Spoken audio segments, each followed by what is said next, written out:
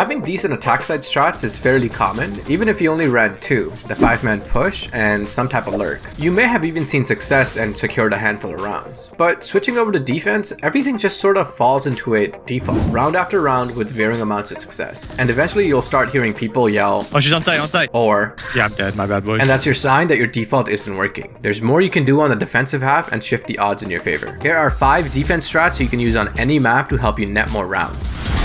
First of all, before we get into the strats, you should consider how you want to play the round, passive or aggressive. Too many times people play way too passive on defense, expecting the attackers to set the pace. That doesn't have to be the case. With all these strats, you should consider both, playing passive to get information, and then being aggressive and taking the fight to the attackers. Oh my god, Brimstone Zinho. So starting out with the number 1 strat, a good default. Chances are if you're playing at a high enough rank, you're probably already doing this. But I want to cover what a good default looks like. In this clip, you can see that each one of my teammates, including myself, were covering one choke point the attackers are coming from. Our duelist Jet and Reyna are playing towards the A site together, while our Sentinel and Initiator are playing towards the C site. And as Brim, I'm playing on the B site so that I can drop smokes on C or A as they're needed. Now, as the round starts out, you can see the enemy team's also doing a default. They have a few players C long and a few players peeking from A lobby. This round is a good example of playing passive and aggressive on defense. Our Sage, Sova, and Brim are playing very passive and calling out where we see the enemy players. No, it's too mid. No, they're not. There's too mid.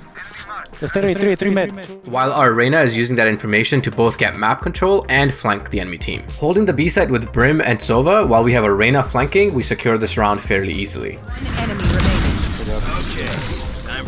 And that brings us to strat number 2, fighting for map control. Now, especially if you're duo queued, you should be doing this all the time. Depending on the agents that you're playing, figure out how you can use your util to get some early map control. In this example, you can see Breach and Yoru fight for A main control. Yoru's gonna flash out and peek while I have a stun ready just in case we spot somebody. Okay. Nothing here.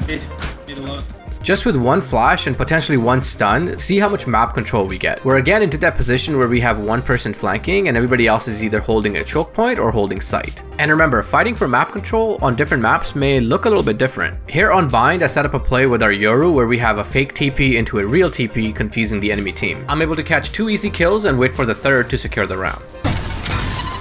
Spike down B. 1 enemy remaining. Oh my god.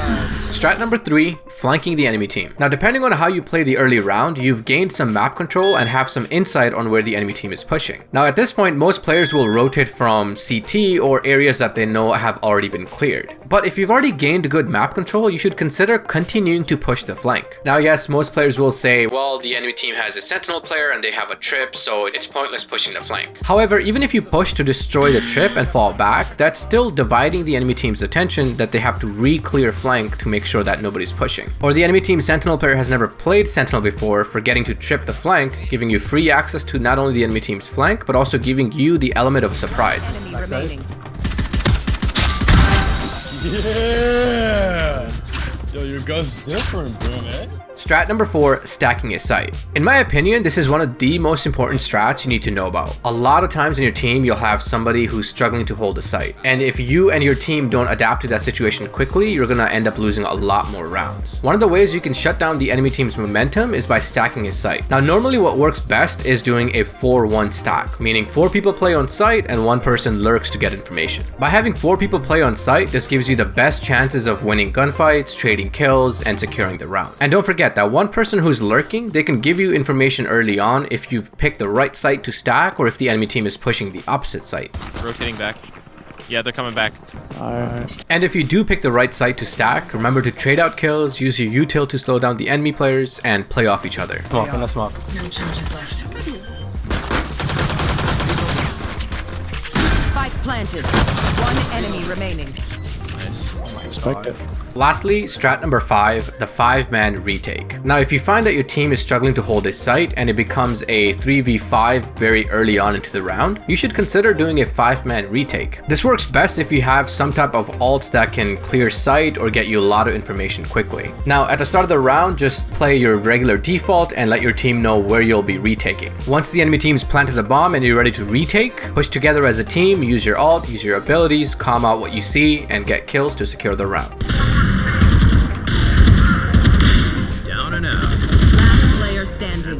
Those are 5 strats you can use on any map on your defense half to get the most out of your round. And don't forget to share this video with your duo and try some of these strats out in your next game. And let me know what strat you like the best in the comments below. Like and subscribe to the channel to see more content like this. See you guys in the next video.